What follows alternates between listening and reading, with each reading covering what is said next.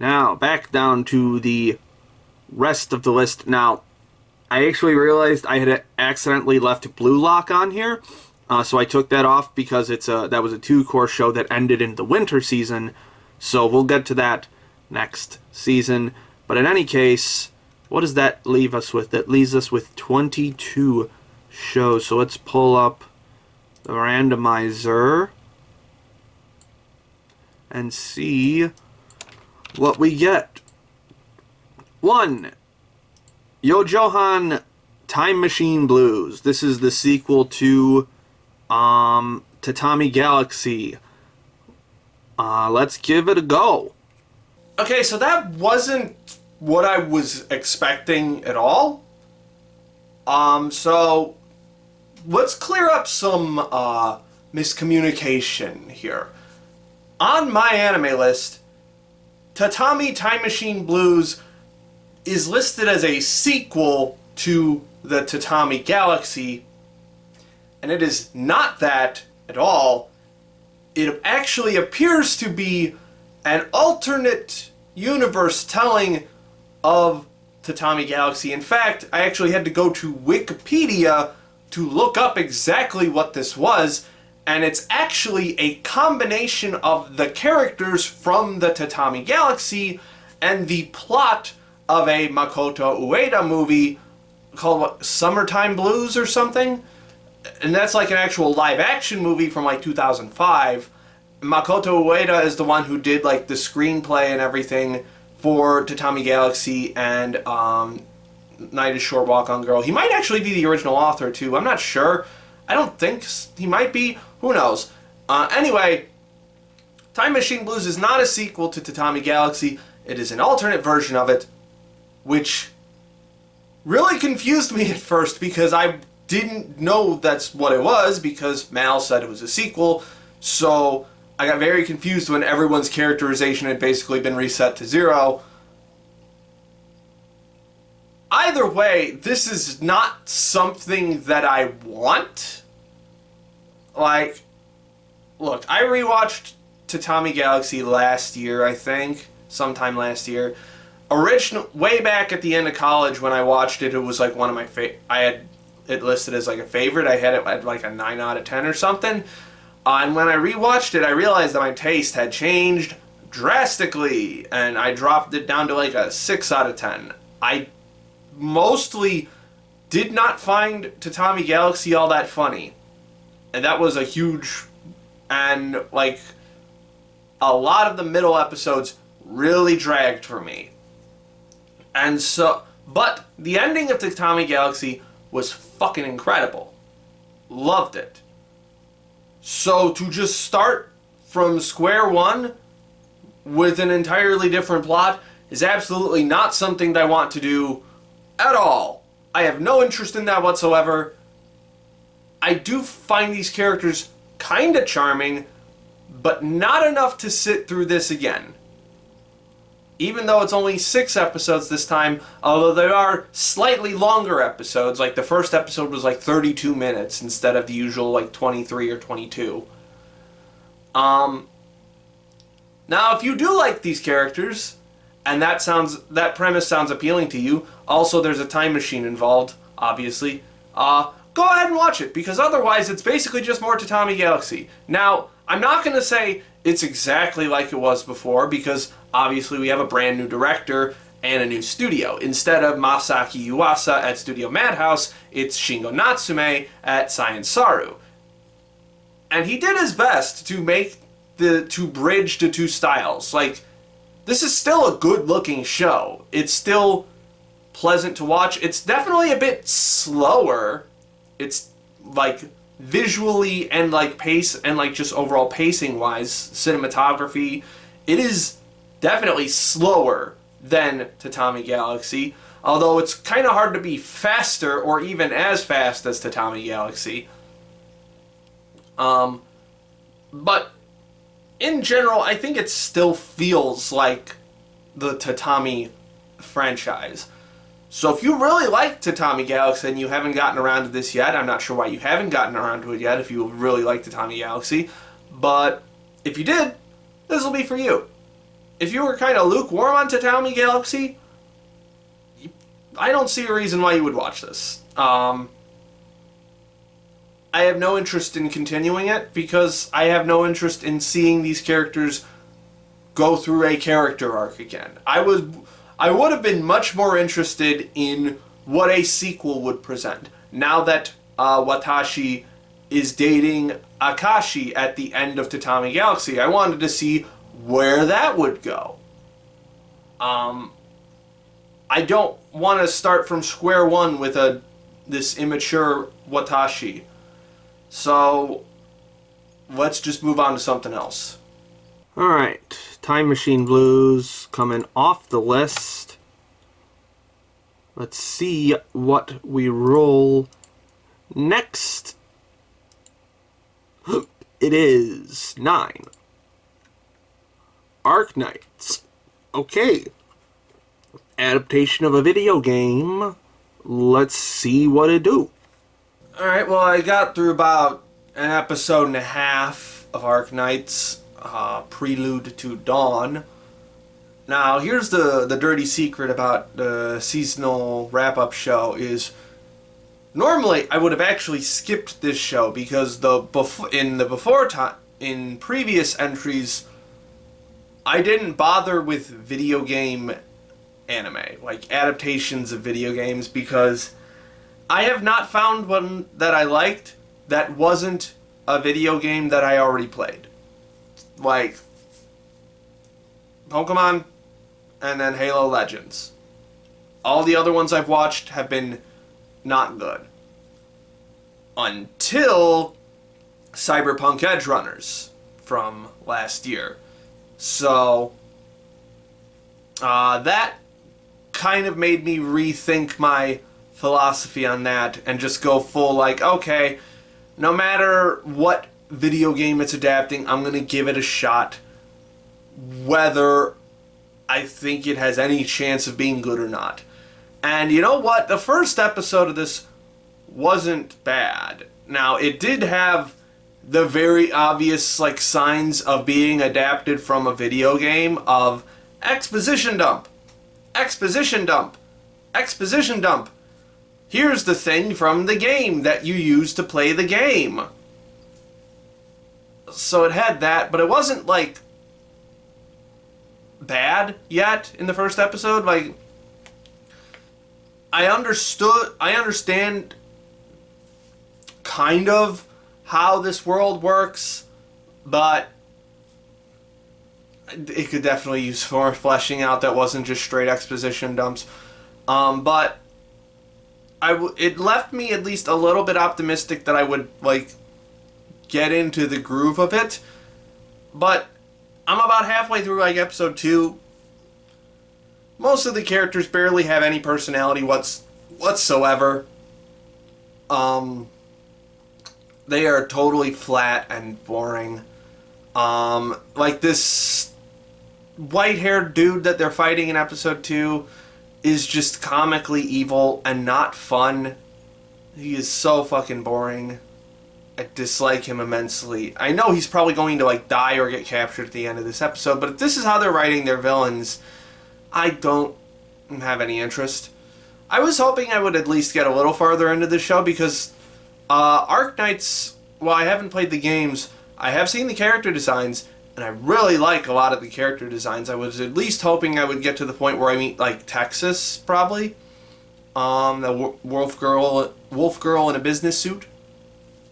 Awesome design, but if I'm just waiting on one design, I'm probably not gonna have a good time because like the story is just so flat. Along with the characters, there's really nothing interesting. It's a decent looking show. Like, it looks good. It's if you're one of the like turn your brain off people and you want to just watch an action show, you could probably watch this. Probably.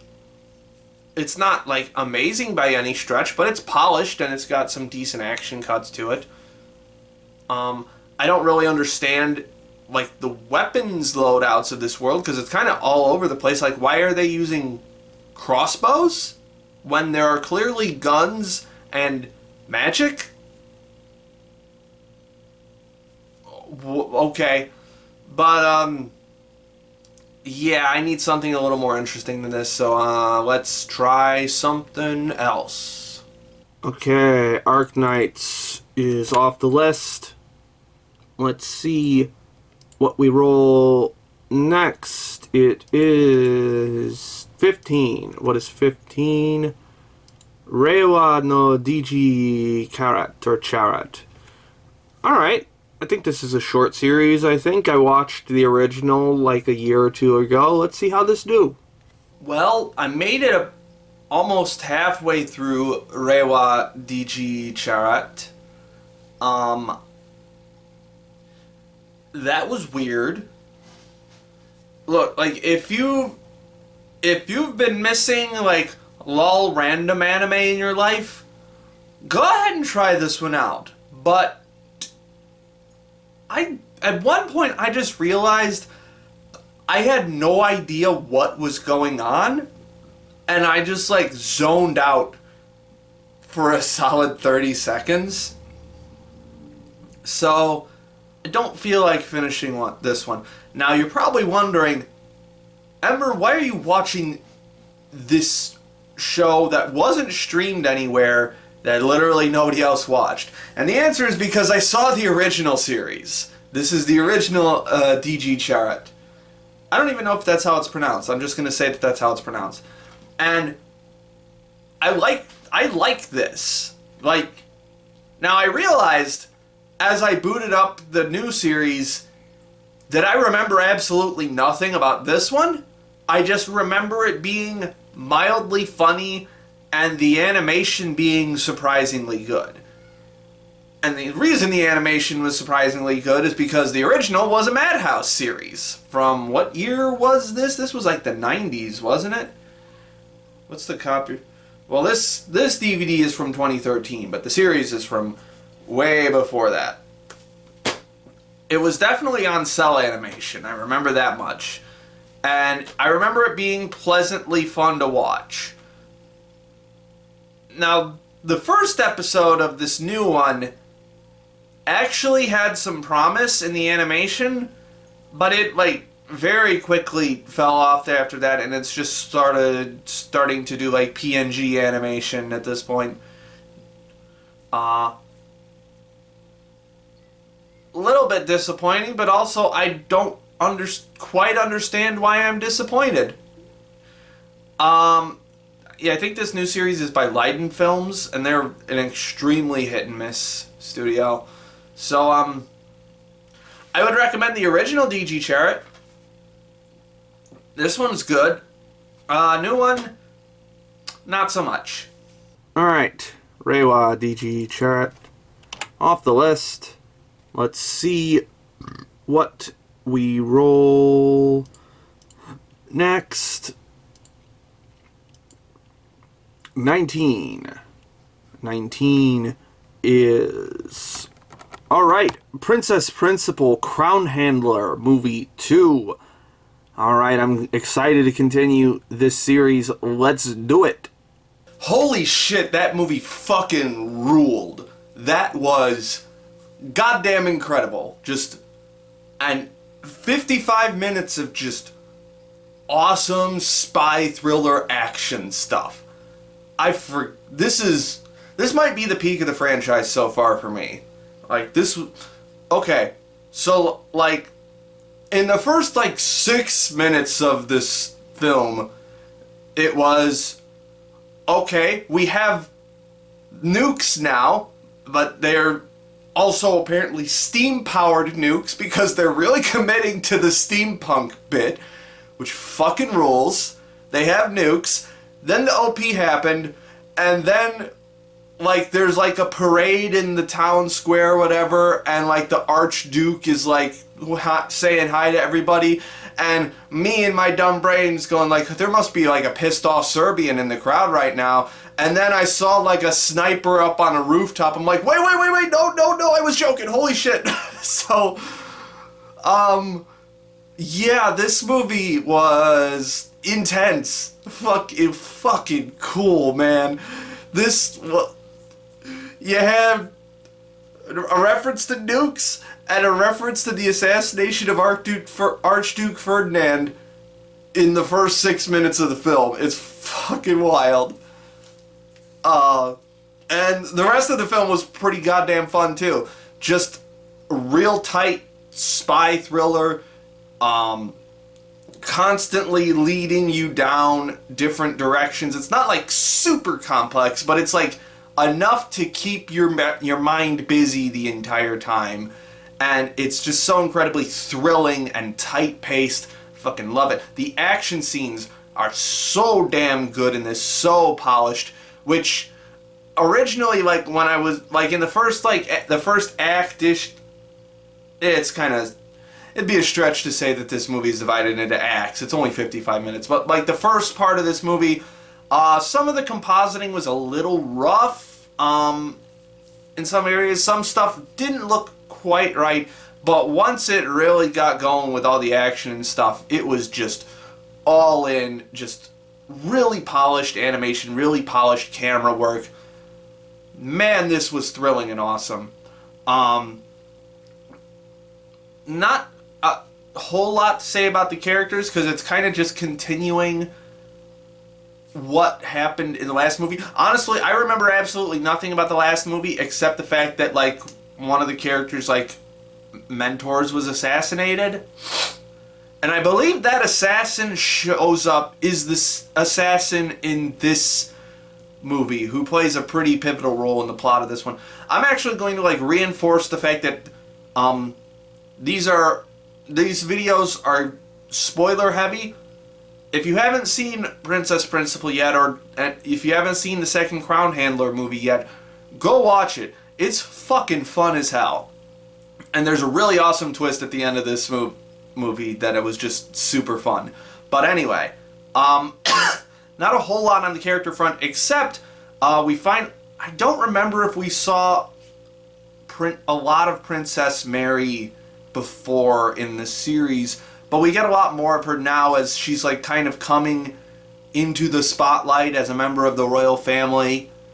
And the way that Princess Charlotte interacts with her and tries to, like, help her be a little more brave with her roles as a member of the royal family was pretty nice. Aside from that, really fun characters doing really fun things. I love the cast of this series. They're not like incredibly complex to any degree, but they're just, the chemistry they have is just so tight and really fun. And there's rarely any moments where I'm like, that was kind of a dumb thing that happened. Like, it doesn't really have that. It's a fairly smart series in terms of, like, moving the plot forward. Like, there were some moments where it's like, the big climax of the movie, the fire hose that they used to yank the bomb out of the boiler room, that's a pretty goddamn tough fire hose. So, like, hey, I don't know how tough fire hoses are. Maybe they are super tough. I don't know. But that was the one moment where I was like, that seems a little bit outside the realm of suspension of disbelief. Like, but that was, like, the one time. Otherwise, really fucking fun movie. And the twist at the end, again, spoilers, the twist at the end where it's actually the Archduke who almost got assassinated at the beginning of the film turns out to be the mastermind behind all of this. He ends up getting his older brother killed. He tried to have Mary killed with the bomb on the boat. And now he's, like, got Charlotte in a corner asking her which side she's going to be on. And you get, like, a little hint of it as he's coming out of his grandmother's room.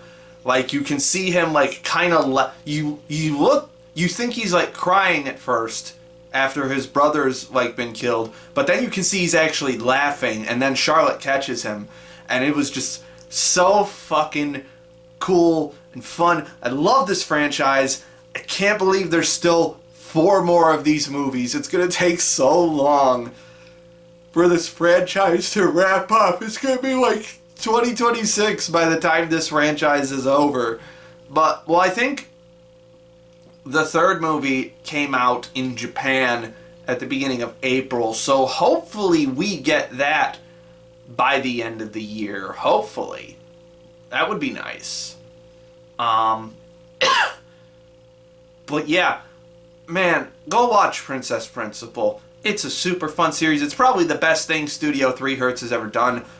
Which isn't a hype. Well, actually, no, because they did, I think they did Healer Girl. Yeah, so, unfortunately, Healer Girl is the best thing that 3 Hertz has ever done. But Princess Principal's definitely up there. This is a real fun series. Would highly recommend.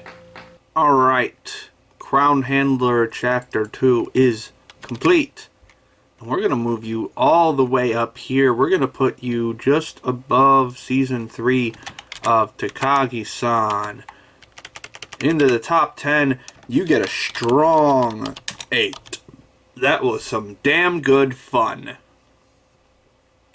Alright. So, I think we got one more we're going to do one more random before we jump into the next end cap. So, let's see what we get. Come on, down, not up. There, I think that's right. Is it 18? Yeah, 18. Let's see what we get. 7. Management of a Novice Alchemist. I've literally no clue what this is, but we're about to find out. Well, that was a show that I kind of wanted to like, but ultimately didn't. By the way, if you hear a bunch of background noise, I'm in the middle of, like that, I'm in the middle of 4th of July weekend right now, so just gonna have to deal with that. But anyway, I got 2.5 episodes into Management of a Novice Alchemist. There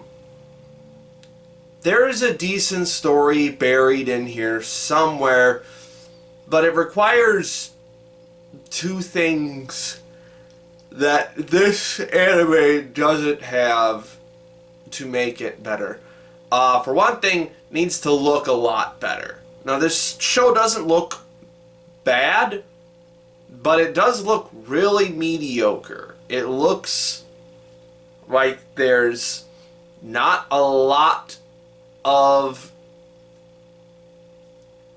not a lot of thought, but like this is a very there's a very bare bones aesthetic to this. You've definitely seen every design in this series before somewhere else and probably done better for the most part. The animation's not particularly great. It's just super middle of the road, just slightly lower than middle of the road actually. And there's nothing particularly interesting about the way anything in this series looks. This looks like a generic fantasy anime. And so it definitely needed a little more spice in that department. Now this is Studio NG, I believe, and they're known for being not good. So I guess kind of should have expected that. But did they do The Detectives Already Dead? Was that them? Or was that somebody else? I can't remember. Either way, this isn't a particularly good-looking series. But the bigger reason why I kind of gave up on it is the story is not very challenging. This is a very main character doesn't really have to do a whole let me phrase this very carefully. The main character doesn't appear to be expending a lot of effort. Like, she says it's a lot of effort, but it doesn't really come across that way. It seems like everything is just a little too easy. and this character keeps getting handed more and more things to make this life so much easier. And so it's really not that interesting when she has to do something difficult like, I don't know, reattach someone's arm after they got mauled by a fire bear. And she does that with very little difficulty. Like, it's super easy for her to do, it looks like. There's no moment of like, oh, is this gonna go wrong or anything. She just kind of does it. And that's kind of boring. Also, there's this part in the third episode where she, like, goes on about, like, why it costs money to save people because of, like, supplies and stuff. And it's like, if they had just said it, like, once, I would have been like, fine, yeah, I get it. You're trying to haggle over price when someone is dying. I get it. But they keep going on about it and, like, going really into the weeds of, like, basic economic theory, and the whole time I'm just going, what do you mean by that? What are you trying to say here? I don't know what they're trying to say, actually, because I don't think they're saying anything good. But I will leave that as just a theory for now, because I don't know what they're really... Sorry, I'm very tired. Actually, I'm not that tired, it's just kind of late, but... I don't really know what they're trying to do by that, so I'm just gonna leave it as is and just say that overall the story's just kind of boring and the animation's not that great, so we're just gonna move on. Alright.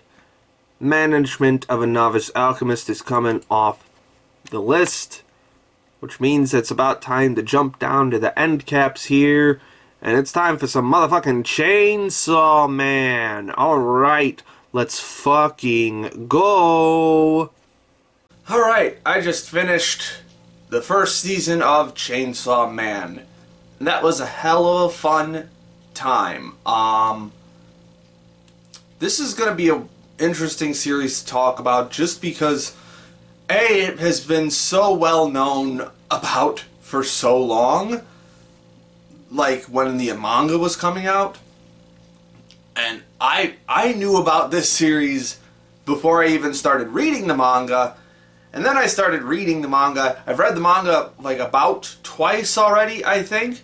Did a whole video on the imagery in the manga for Anime News Network. You can go check that one out. And so... they're still blowing off fireworks today. Okay, cool. So not having... seen this one when it aired, but knowing that there was so much discourse around it, obviously, because this is such a massively popular IP, I was very interested to see what side of the aisle I landed on in terms of the this looks amazing versus this looks awful debate, and kind of unsurprisingly, I'm right smack dab in the middle. There's a lot of stuff that looks fucking incredible, and a lot of stuff that could definitely use a bit more work. Overall, it seems like the design philosophy, like the aesthetic philosophy in terms of like how to make things look good is what's the wording I want to use for this? It does a lot. It's really pushing like the boundaries of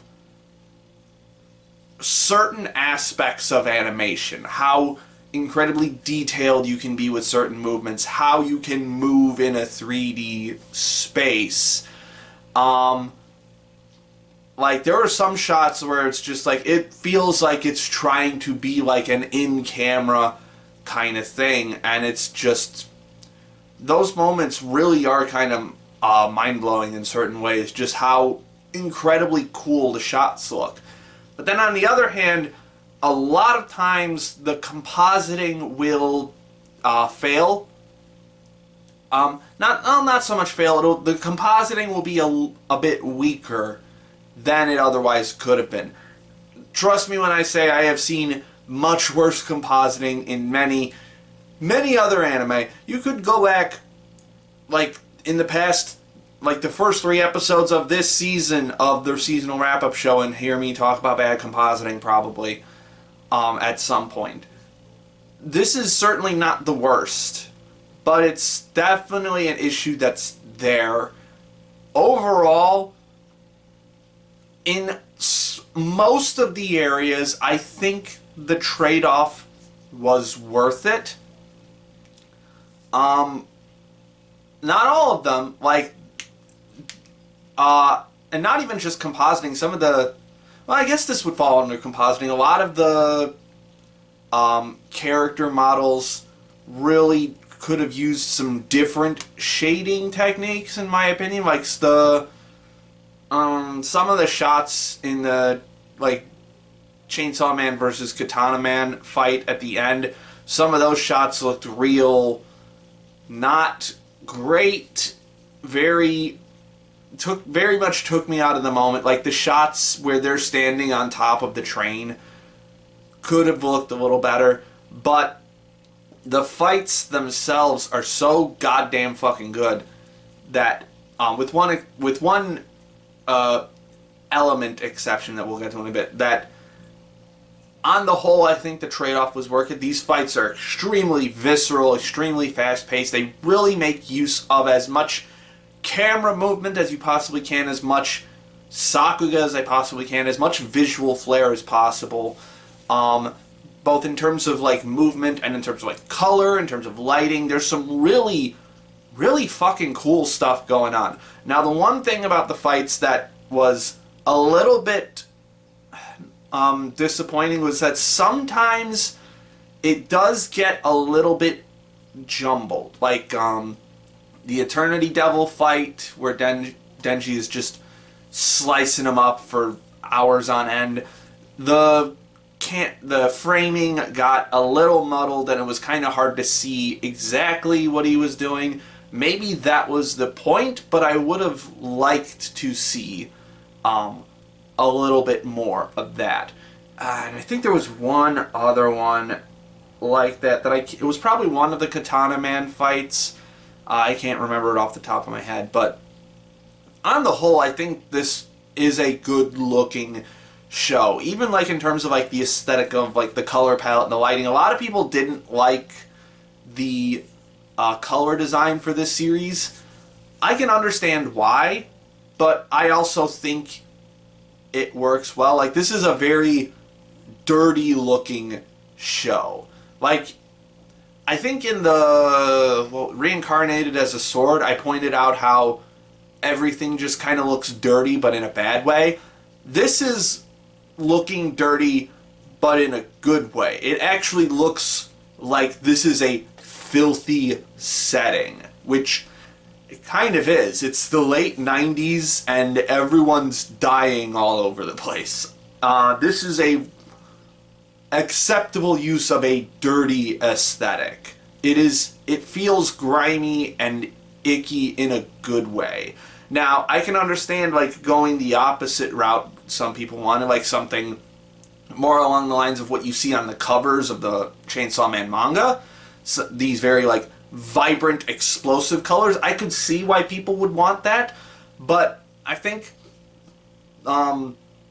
the story itself is kind of too depressing, in my opinion, for that color palette to be warranted. So I am actually more on the side of, like, the dingy, gritty aesthetic. It's not like this is like a 7th gen piss filter for a video game or anything.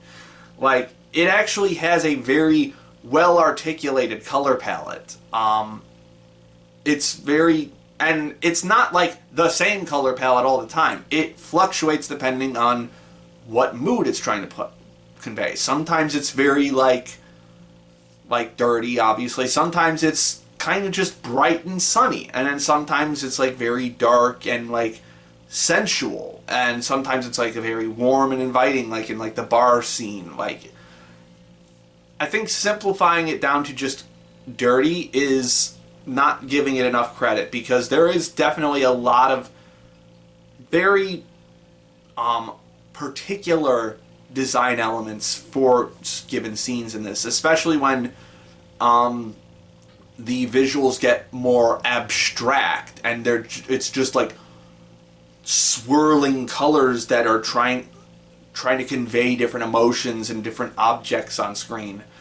The one thing, weirdly enough, the one thing where in general it looks worse than it looks better is when they like replicate panels from the manga. Like maybe it's just because I've read the manga twice already, but like the scene of Denji and Power on the train together stands out to me, like where they're just like sprawled out on the train, and it's kind of got like a panoramic kind of look to it. I didn't think that shot looked particularly good in the anime. It looked a little off. So weirdly enough, when the anime is not being ambitious with how it looks, is that those are the moments where it kind of looks the worst. Like, and it's not like all of the time that's when it looks bad. Like the splash page close up of like Chainsaw Man versus Katana Man, like when they're like just locked in battle. That's directly from the manga, and that one was a pretty good looking shot too. But on the whole, I think those moments are where it looks the weakest, which kind of feeds into the idea that the more ambitious and the more out there this show gets with its visuals, the better it looks, in my opinion. Especially for a story that is trying to convey some very complex emotions. So, speaking of which, after rambling about the visuals for like 5 to 10 minutes, let's talk about what this show's actually about. I mean, you probably all know what Chainsaw Man is about at this point, but I think it does bear going into detail that this is, aside from being a super gritty shonen action series, and this is shonen. We're not going to get into like this is like a hard shonen bordering on seinen kind. We're not going to do that here. This is very much just a very edgy shonen series, but with some very complex emotions behind it. Like especially just it is very much a story for, like, I definitely understand why adults get a ton out of it too, but I can also see, like, this is a story that teenagers are going to want to read and very heavily identify with. Like, this is the extremely complex emotions that Denji goes through in the series, of just going from having basically nothing to finally having something decent, and then wanting more, and then the consequences that come with wanting more, whether he feels fulfilled with wanting more or not. I really think they captured Denji's emotions pretty well in this in the anime adaptation, as well as like the more complex emotions of the side characters like Aki and Himeno. I actually did like a lot of the like anime original scenes. Like, they're just like very short scenes, like just, and they're usually like very like ambient, just kind of like tone setting kind of scenes that really lean into like the darker, very melancholic emotions that a lot of these characters are feeling. This is a very dark world that they live in a way that feels very familiar to the dark world that we live in. And I think the anime was incredibly good at capturing those feelings. There were a few moments where I thought it could have done a little bit more. I can't remember them off the top of my head, but I do know there were some moments where I was like, yeah, this could have been a little better. But overall, really enjoyed the characters in the series. I kind of feel like maybe they could have leaned a little bit harder into the. Actually, no. I think the aftermath, again, spoilers for everything in this series, but the aftermath of Himeno's death and this, I think, was handled pretty well. Because I didn't really cry when I read the manga, I don't recall. I just felt kind of bad. I was just like, damn, this kind of sucks for everyone. And I think that's kind of the feeling that I got from watching the anime, too. Again, I think it's weird for me to talk about this, try and judge this series on its own, this anime on its own merits, because I've read the story so much already, and I've done a whole video about it and really tried to dig into like the specifics of it. But yeah, really solid characters, and also this is just a really fucking cool world. If you haven't read the manga or not, like, this is just a really cool idea for a world. This place where devils exist, and devils are based on human fears, like fear of katanas, fear of guns, fear of violence, fear of sharks and spiders and leeches and bats and chainsaws. It's just a really cool world. I think this is just really fun. Also, the humor is definitely intact for this as well. I think Chainsaw Man is not an easy series to adapt into an anime, in my opinion, because there's a lot of it that relies on the fact that it is a manga. A lot of the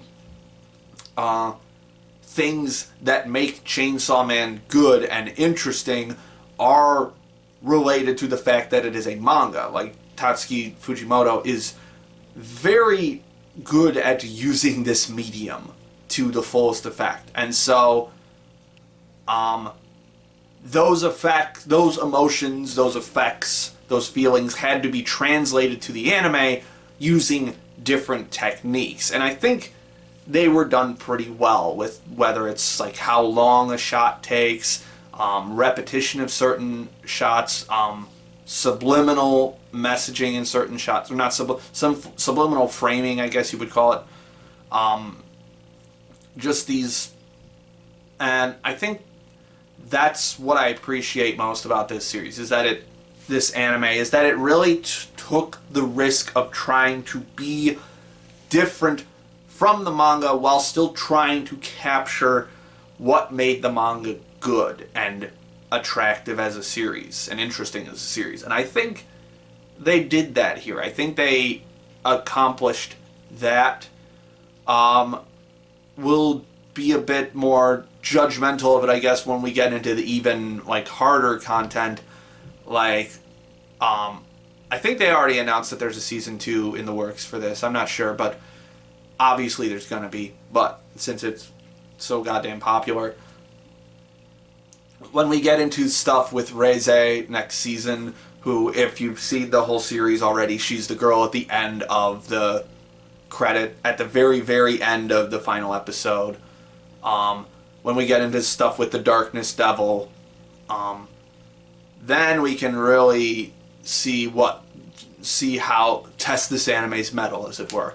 Also, before we leave, really fucking ballsy of them to do like fully animated different ending credits for each fucking episode, and different songs for each episode. Loved pretty much all of them.